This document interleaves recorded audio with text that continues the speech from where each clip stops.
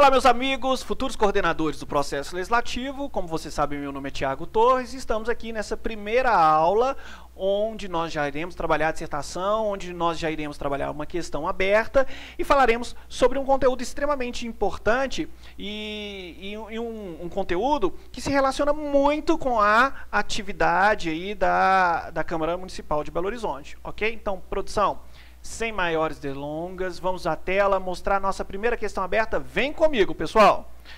Bom, a primeira questão dissertativa aí, que pode ser uma questão bem parecida, que vai cair na prova de vocês, espero que seja, diz assim, olha: João, vereador do município X, e José, senador pelo estado Y, ambos pertencentes ao partido K, proferiram inflamado discurso em Brasília contra as atividades desenvolvidas por determinada autarquia federal.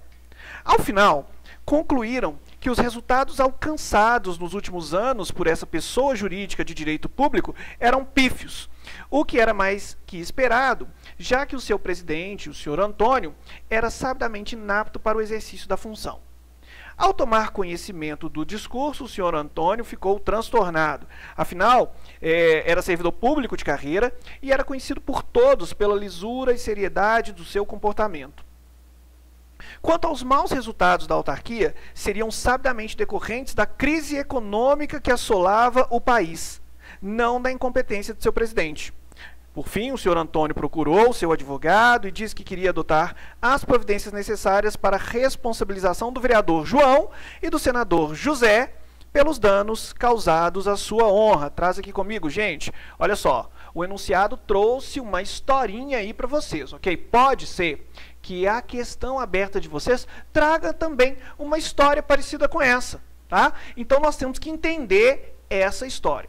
E aí, o que eu oriento a vocês? Fizemos uma primeira leitura, vamos fazer agora uma segunda leitura e vamos grifando aí os pontos mais importantes. Vem comigo aqui na tela, olha só.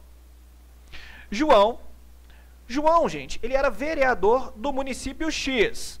E José, ele era senador pelo estado Y. Ou seja, nós temos duas figuras aí, dois cargos importantes do Poder Legislativo. Um do Poder Legislativo Federal, outro do Poder Legislativo Municipal, tá? Ambos pertencentes ao partido K, proferiram inflamado discurso. Eles proferiram, falaram lá o que quiseram.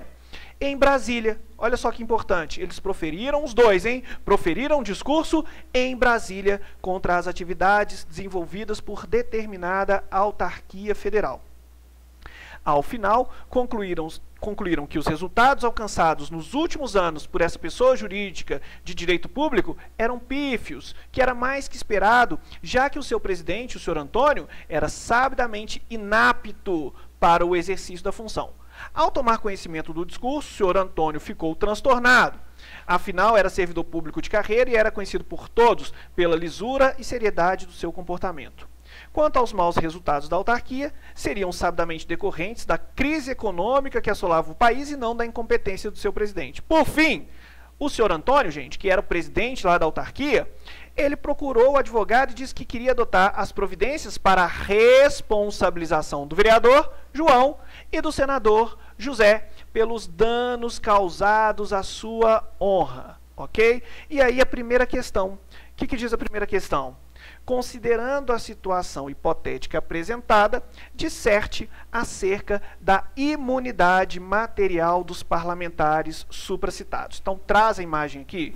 Gente, essa questão é uma questão aqui que está falando sobre imunidade parlamentar. Então, antes da gente responder, eu já sei aqui o caso. Explicando aqui para vocês.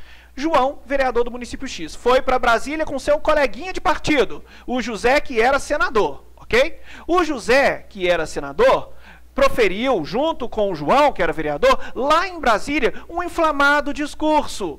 Esse discurso era um discurso onde eles estavam falando da má atuação do presidente da autarquia federal, não é? A autarquia federal, como consta aí na questão de vocês, no enunciado de vocês. Agora, é uma questão que versa sobre imunidades parlamentares, ok? Volta aí, produção, na tela. Veja bem, Questão 1. Considerando a situação hipotética apresentada, disserte acerca da imunidade material. Então, se é uma questão, traz aqui para mim, se é uma questão que versa sobre imunidade parlamentar, nós temos aqui dois tipos de imunidades, não é, parlamentares. Nós temos a chamada imunidade material e a imunidade formal. Então, vamos fazer a revisão e depois a gente volta para a questão, ok? Vem comigo aqui na tela, produção, que eu vou fazer com o pessoal junto no quadro essa revisão de matéria que é extremamente importante e que eu acho muito bem que pode cair aí na dissertação de vocês esse assunto, que são as imunidades parlamentares. Então, vamos falar de imunidades parlamentares. Imunidades parlamentares. A imunidade parlamentar, pessoal, ela pode se dar de dois modos. Nós temos a imunidade material, também chamada de imunidade substancial, ou simplesmente inviolabilidade, inviolabilidade. Ok? O que é, professor, afinal de contas, essa imunidade material e onde que ela está? A imunidade material, a imunidade substancial, ela está lá no artigo 53, caput da Constituição. Ok? 53, caput da Constituição. Se vocês tiverem, traz aqui para mim, se vocês tiverem aí com a Constituição de vocês, peço que abram no artigo 53 caput e vamos ler juntos. Eu vou abrir aqui também.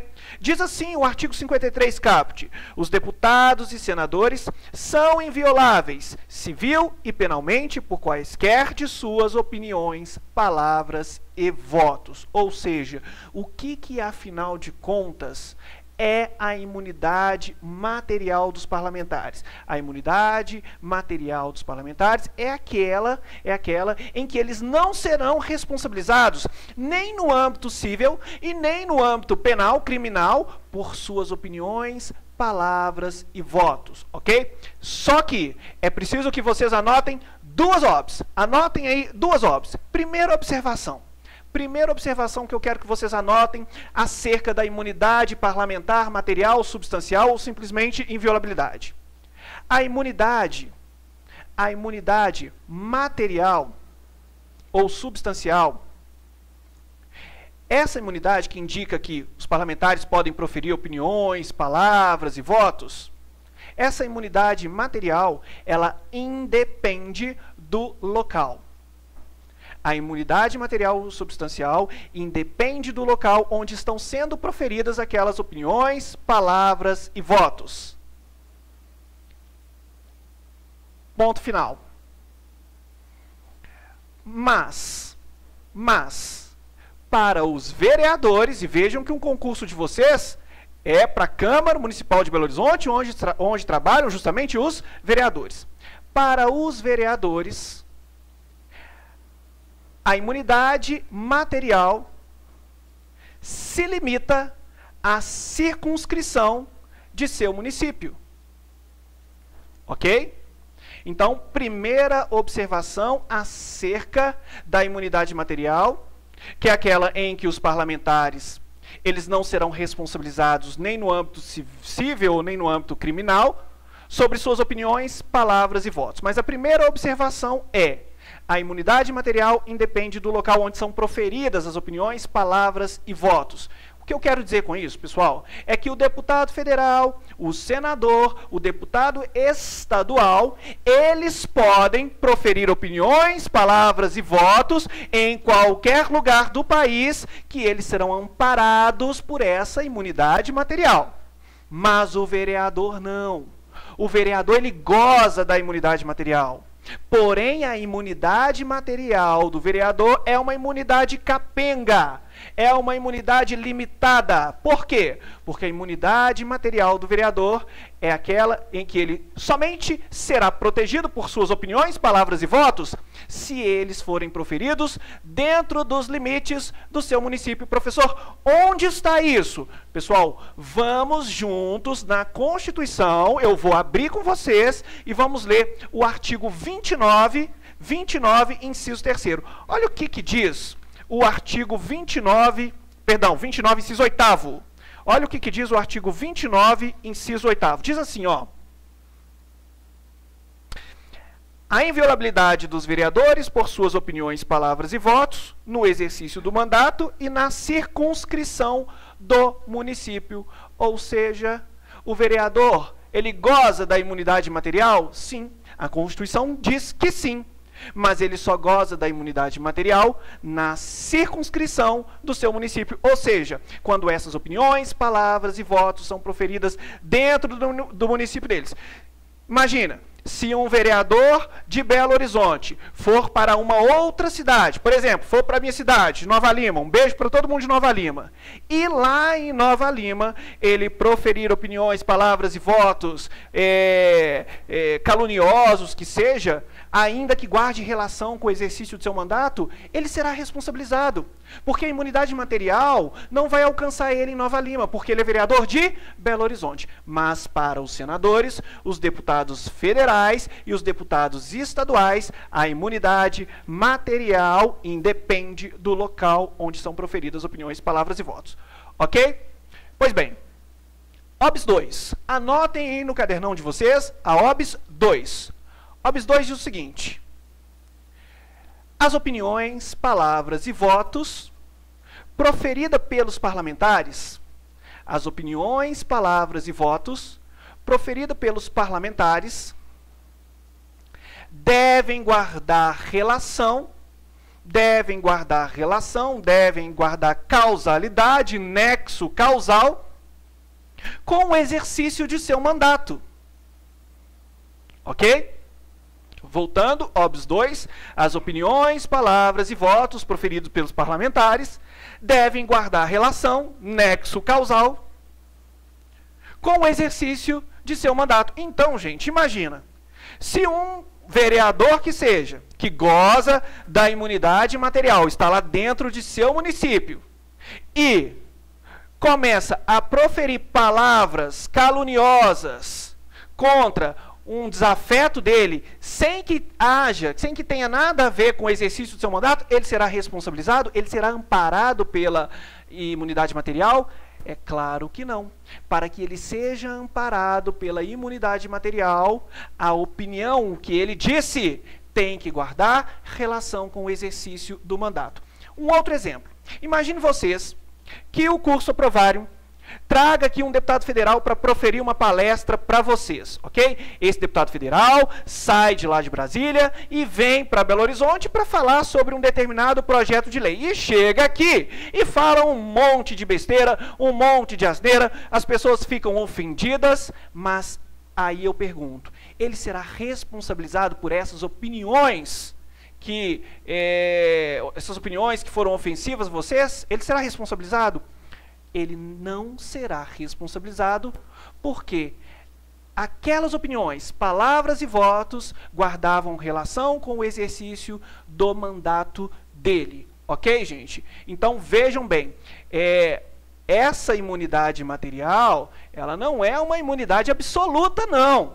Se aquele parlamentar proferiu suas opiniões, palavras e votos, sem que tivesse nada a ver com o exercício do mandato, não adianta, ele será responsabilizado. Ele vai responder sim, ok? Cuidado, não confundam imunidade com impunidade, ok? Essa imunidade material, essa imunidade substancial é uma excludente de ilicitude. Se ele profere aquelas palavras, opiniões e votos que guardam relação com o seu mandato, ainda que em tese configurasse ali um crime, né, um crime de calúnia, injúria, difamação, ele não será responsabilizado, ok? Essa é a imunidade material ou imunidade substancial. Volta aqui no quadro. Mas eu disse a vocês que além da imunidade material, substancial ou inviolabilidade, nós temos também a chamada imunidade formal. Então, vamos falar da imunidade formal agora. A imunidade formal, pessoal, ela se dá de duas formas. Ou a imunidade formal será formal em relação à prisão, ou a imunidade formal será a imunidade em relação ao processo, ok? Então vamos falar da imunidade formal em relação à prisão, analisando o que está escrito lá no artigo 53, parágrafo 2º da Constituição Federal. Abram comigo o artigo 53, parágrafo 2º da Constituição Federal, que diz assim: desde a expedição do diploma, os membros do Congresso Nacional não poderão ser presos, salvo em flagrante de crime inafiançável. Nesse caso, os autos serão remetidos dentro de 24 horas à casa respectiva, para que, pelo voto da maioria de seus membros, resolva sobre a prisão. Traz aqui para mim. Gente, veja bem, a imunidade formal em relação à prisão é aquela em que os parlamentares, eles somente poderão ser presos em uma situação, em um único caso. Qual caso que é esse, professor? Em caso de flagrante delito por prática, por cometimento de um crime inafiançável. Ok? Repetindo, os parlamentares gozam da imunidade formal. Portanto, eles não podem ser presos, não. A regra é, o parlamentar não pode ser preso. Mas vejam bem, se o parlamentar for pego em situação de flagrância, cometendo um crime inafiançável, aí sim ele será preso. E sendo preso, o STF irá comunicar à respectiva casa, dentro do prazo de 24 horas, para que a casa delibere acerca se aquele parlamentar continuará preso ou não. Mas ele somente poderá ser preso por crime inafiançável e em estado de flagrância. Ok, gente? Isso está lá no artigo 53, parágrafo 2º da Constituição, tá bom? Aí vocês me perguntam assim, professor, existe outra exceção? O parlamentar, ele pode ser preso além dessa exceção aqui do artigo 53, parágrafo 2º? Ou seja, o parlamentar só pode ser preso no caso do crime inafiançável, estando ele em flagrante? Gente, tem uma outra exceção. Essa outra exceção, ela é jurisprudencial. É o que aconteceu, por exemplo, com o Paulo Maluf, esses dias. Não é? O que acontece?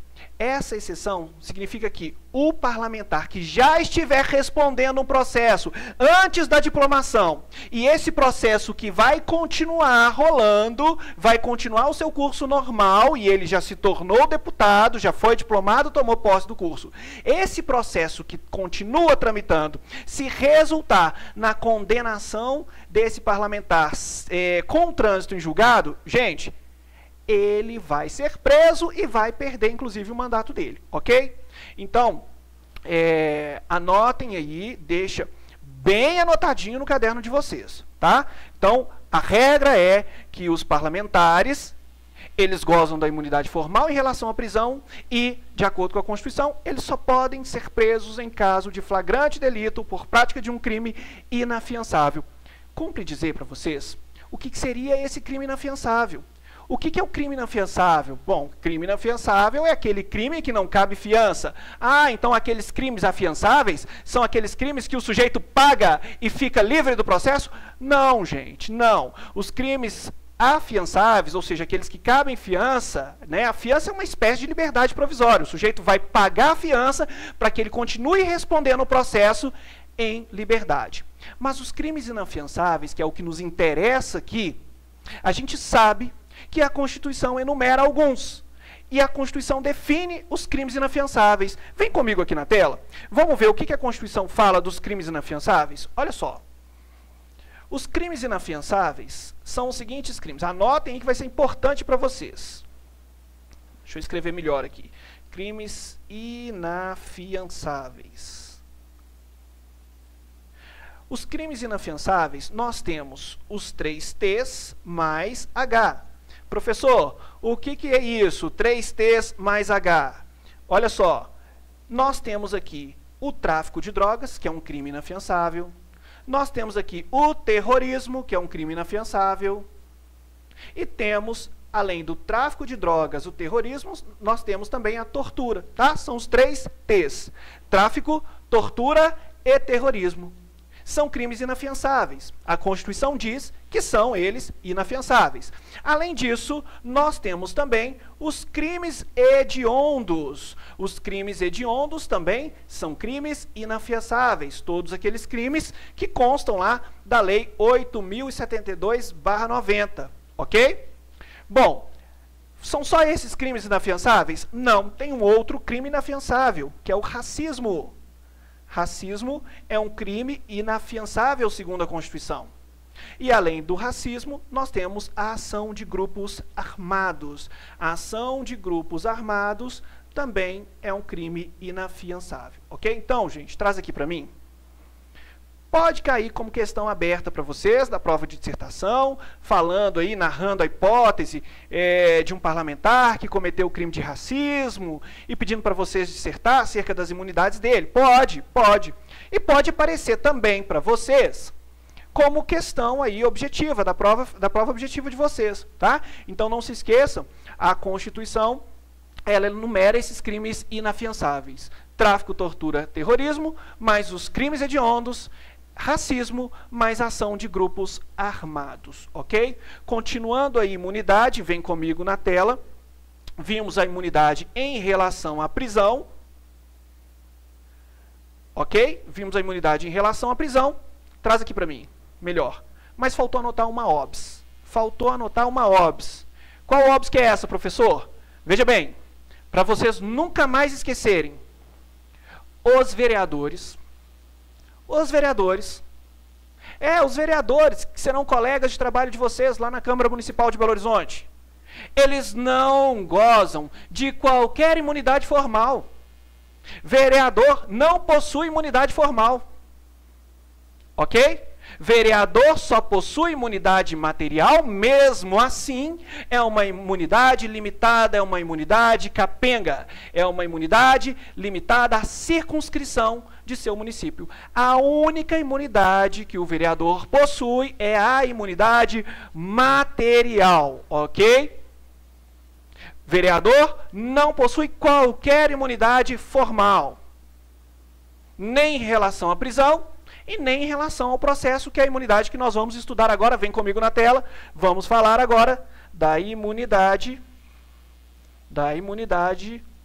formal. Só que a imunidade formal em relação ao processo. O que é a imunidade formal em relação ao processo? A imunidade formal em relação ao processo, pessoal, está lá no artigo 53, parágrafo 3º da Constituição Federal. Vamos ler juntos? Vamos lá. Diz assim, vai na Constituição de vocês. 53, parágrafo 3º e parágrafo 4º, tá? Então vamos anotar aqui, parágrafo 3º e 4º.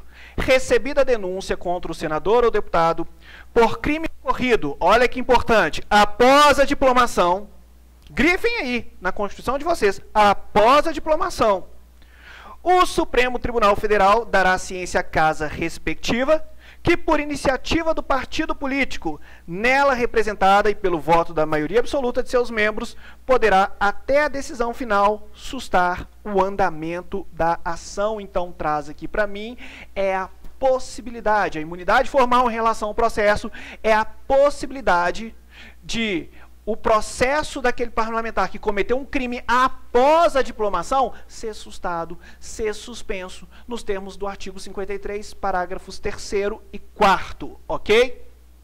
Pois bem, aí vem sempre o aluno para me perguntar assim, professor, e se ele cometeu um crime antes da diplomação? Se ele cometeu um crime antes da diplomação, ele não será amparado pela imunidade formal em relação ao processo. Se ele cometeu o crime antes da diplomação, o processo vai continuar andando, seguindo o seu curso normal, podendo resultar, inclusive, na sua condenação. Exemplo que aconteceu com o Paulo Maluf. Ok, gente?